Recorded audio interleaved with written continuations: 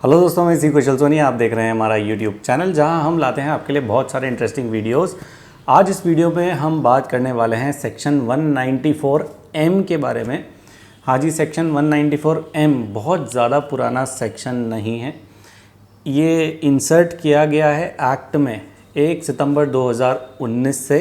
1 सितंबर 2019 से ये section applicable हो जाता है। ये सेक्शन बात करता है payments to residents.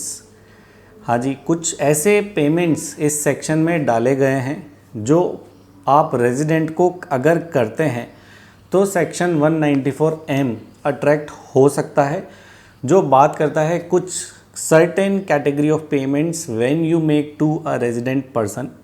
Section 194M को लाने का पर्पस क्या रहा, पहले मैं आपको वो समझा देता हूँ। सेक्शन 194M को लाने का ये पर्पस है, एक एग्जाम्पल से समझते हैं। मान लीजिए कोई इंसान है एक्स ने अपना घर कंस्ट्रक्ट करवाना है। फॉर एग्जाम्पल, एक्स ने अपना घर कंस्ट्रक्ट कराने के लिए कॉन्ट्रैक्टर को हायर किया।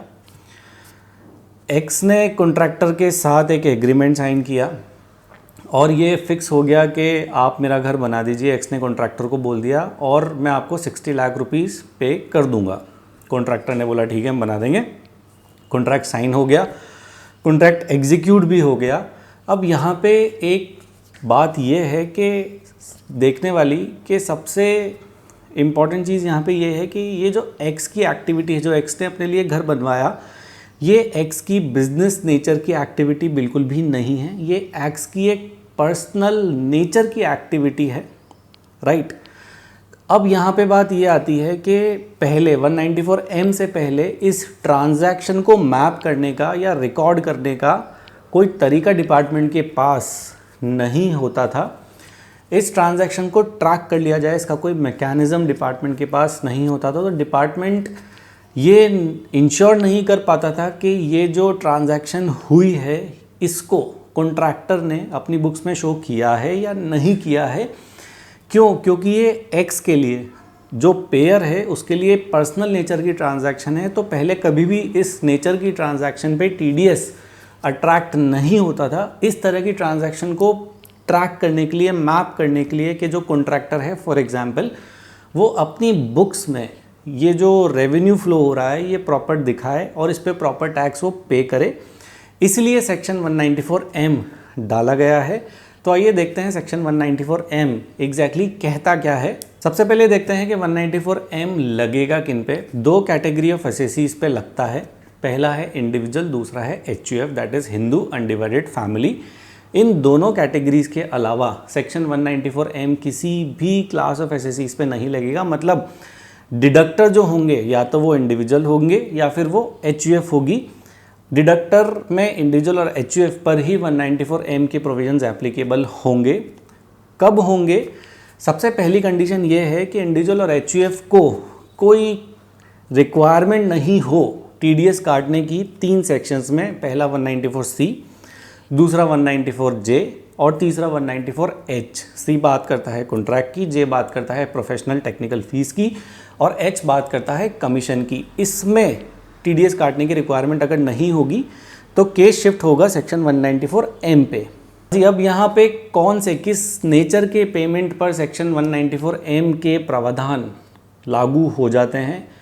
3 नेचर के पेमेंट्स हैं। सबसे पहला नेचर का पेमेंट है any payment made by individual और HUF to the contractor. Second nature का पेमेंट है any payment made by individual और HUF to any professional for professional fees और फॉर टेक्निकल फीस। तीसरी कैटेगरी जो फॉल होती है सेक्शन 194M में वो है पेमेंट ऑफ एनी कमीशन और एनी ब्रोकरेज बाय इंडिविजुअल और HUF टू एनी पर्सन। हाँ जी, अब देखने वाली बात ये आती है कि कौन से अमाउंट के ऊपर TDS डिडक्ट होगा। यहाँ पे थ्रेशोल्ड लिमिट क्या है TDS डिडक्ट करने की?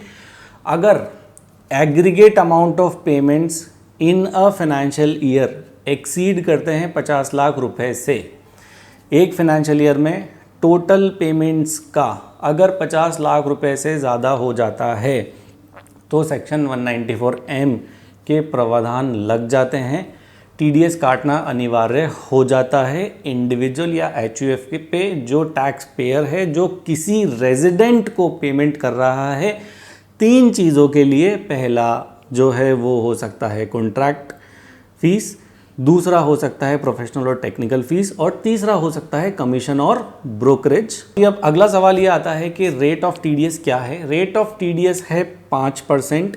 अगर जो रेसिपिएंट ऑफ मनी है, जैसे फॉर एग्जांपल वो रेजिडेंट कॉन्ट्रैक्टर या रेजिडेंट प्रोफेशनल या फिर रेजिडेंट कमीशन एजेंट जिसको आप पे कर रहे हैं उसके पास पैन नहीं है या फिर आपको वो वैलिड पैन नहीं देता है, तो आपको टीडीएस 5% नहीं, टीडीएस काटना पड़ेगा 20%।